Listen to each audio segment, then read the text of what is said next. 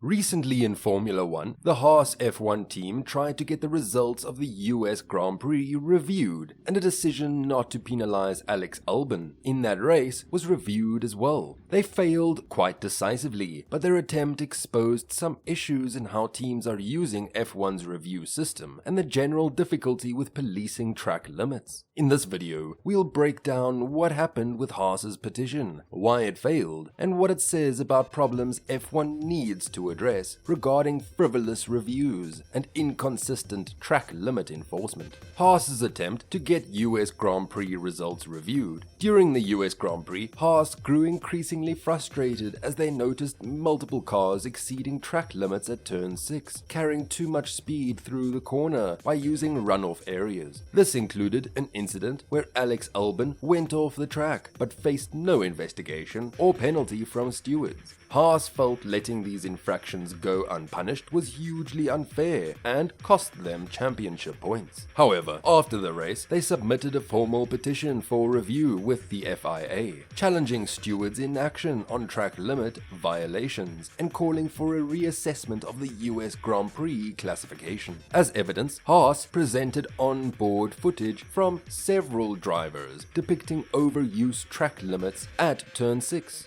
First, video of Alex Albon running wide through the corner, traveling partially through runoff areas. Second, footage from inside Logan Sargent's Williams, showing other cars in front cutting the apex. Third, clips from Sergio Perez and Lance Stroll's onboard cameras, also allegedly capturing corner cutting. Haas argued this footage provided clear proof of unpunished rule breaking. In their view, cracking down on these violations by issuing time penalties would have a material impact on the final race classification. If Alex Albon and others received penalties, it could boost Haas in point scoring positions. However, the stewards immediately dismissed all onboard videos submitted by Haas, as this footage was already known and considered when evaluating Alex Albon's driving during the Grand Prix. Stewards had chosen not to penalize him despite his off-track excursion based on the full context of available evidence. The decision document after the US Grand Prix specifically stated that Albon's onboard video alone was inconclusive, as their stationary CCTV camera didn't conclusively show if he had gained an advantage. With no other proof he benefited by abusing track limits, they felt a penalty was unwarranted. So, the central evidence Haas presented had already been reviewed and rejected as a cause for punishment. Their petition brought no new proof to justify re-evaluating previous decisions.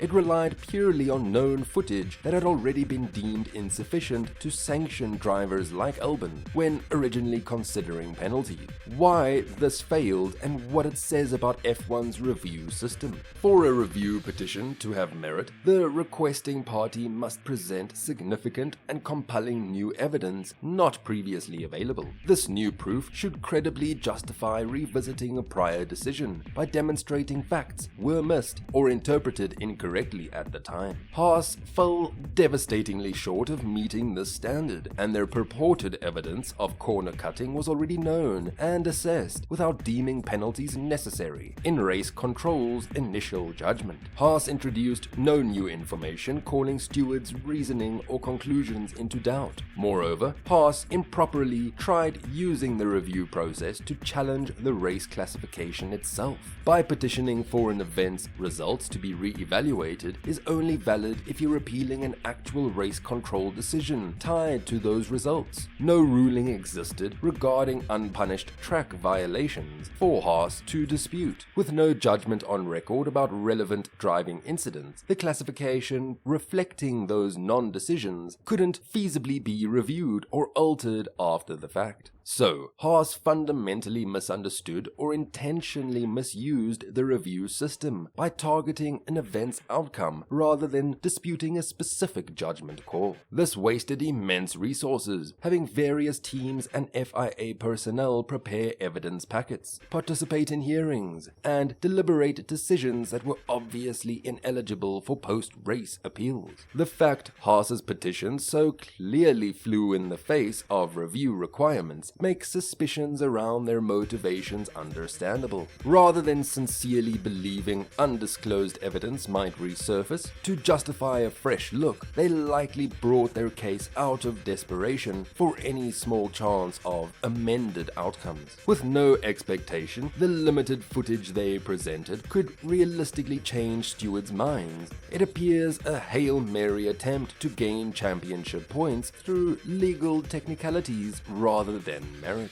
This exposes deeper issues with how F1's review system enables and incentivizes frivolous filings. Teams recognizing petitions as their only slim hope for recourse will continue exploiting them to aggressively pursue even the remotest possibility of favors through manipulation of the rules. If success remains hypothetically attainable without accompanying risk, these wasteful, wild goose chases will persist. Issues policing track limits revealed. Amidst dismissing Haas's frivolous petition, stewards took the opportunity to spotlight wider troubles plaguing consistent track limits enforcement in Formula One. They bluntly acknowledged the fundamental inability to reliably monitor infractions under current regulations and available technologies. Specifically, they called inadequate supervision of track limits violations by corner cutting completely unsatisfactory. The stationary CCTV cameras installed to oversee Turn 6 in Austin notably failed to even show the track's apex, compounding difficulties in determining the advantage gained by drivers. This problem stretches far beyond one's corner camera deficiencies in Austin. Without concrete details on every car's positioning relative to track edges each lap, precision in assessing breaches and proportional penalties is unattainable. Events this season, such as June's Austrian Grand Prix, saw overuse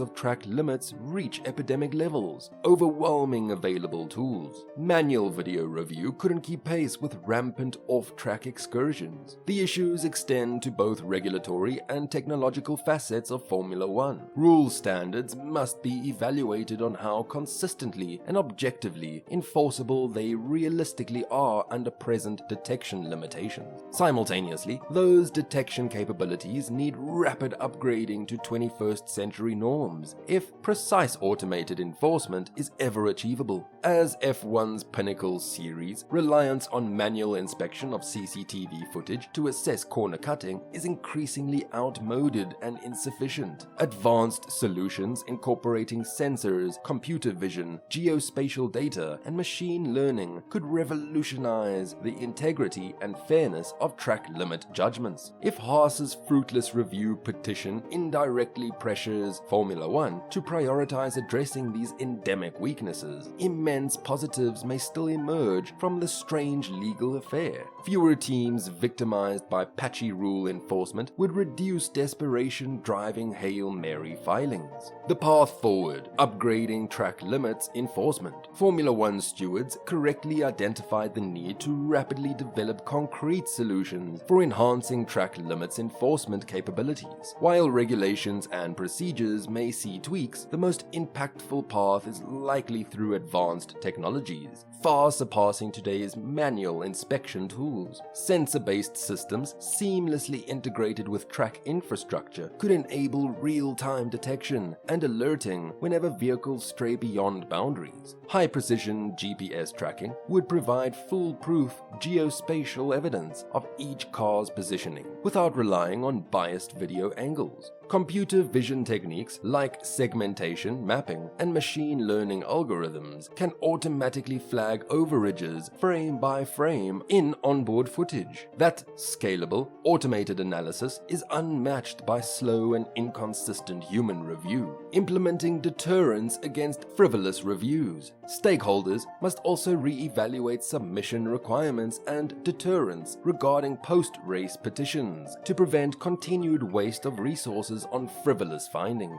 One potential solution is adopting financial disincentives, similar to unsportsmanlike conduct penalties in other series. Squads who submit review requests failing to meet minimum merit standards would face monetary sanctions or Constructors' Championship point deductions proportional to the disruption caused. For example, submissions clearly lacking substantive new evidence or improperly seeking a review of event results rather than specific judgment calls would trigger penalties. The number of teams and personnel forced to participate in proceedings would factor into sanctions severity. This model would curb the exploitation of the system for desperation Hail Marys by introducing tangible downside risks. To further discourage far-fetched long shots, stewards could establish a minimum threshold for new proof quality before a petition even earns filing consideration. In the end, Haas's attempt to get US Grand Prix decisions re-evaluated was clearly a stretch. If you enjoyed this video, give it a thumbs up and subscribe to the channel. Hit those buttons and help us out. We'll catch you next time.